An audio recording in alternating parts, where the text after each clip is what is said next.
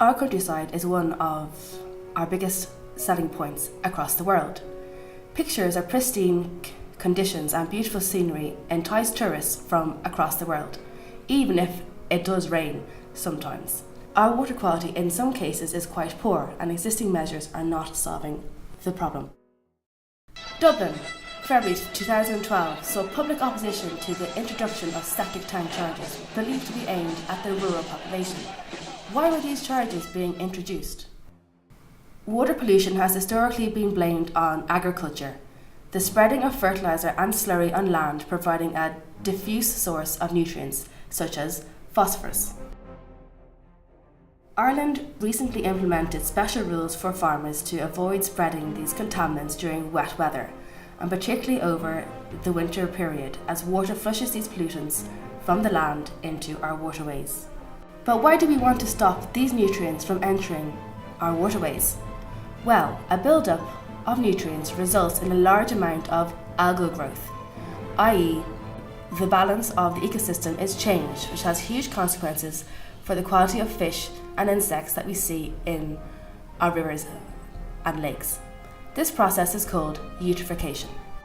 In some cases, when there is no rain to wash the pollutants from agriculture into the waterways, these rivers still have high concentrations of phosphorus. Why is this? In a catchment, along with agricultural diffuse sources, there are point sources, which, in rural areas, are mainly composed of discharge from ineffective septic tanks. While one septic tank may have little impact, the large number of single one-off housing in a river catchment can have a serious effect on the quality of a water body. So research into modelling the contribution of these two sources, point and diffuse, to the phosphorus concentration has been published internationally.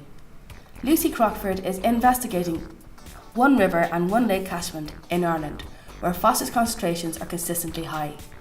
By using these simple models, she hopes to estimate the total contribution of phosphorus from each source in the river. But Lucy will not only determine how much phosphorus comes from sources, but due to the availability of high-frequency data, one measurement per hour, from equipment held in a specially made kiosk, she can determine how well these models are estimating the contribution from each phosphorus source.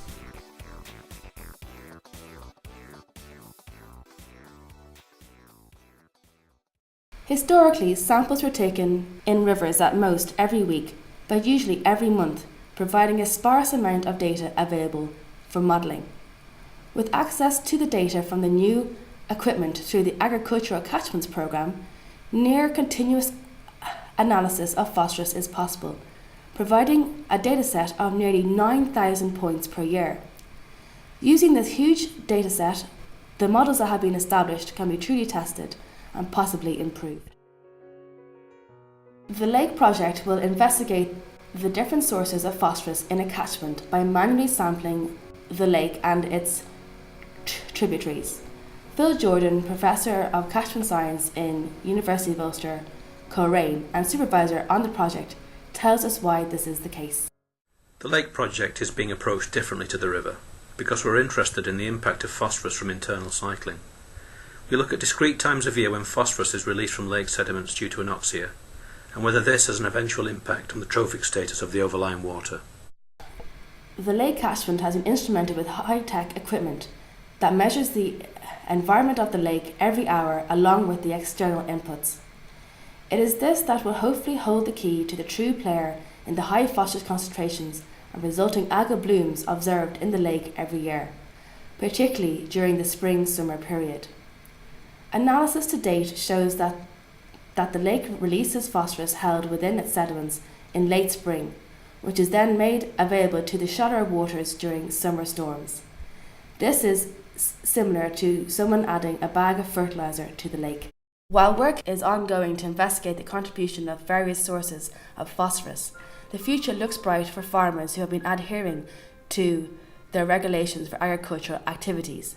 Is it really them that's causing a problem? The science has yet to confirm that, yes or no, but we hope to have an answer soon.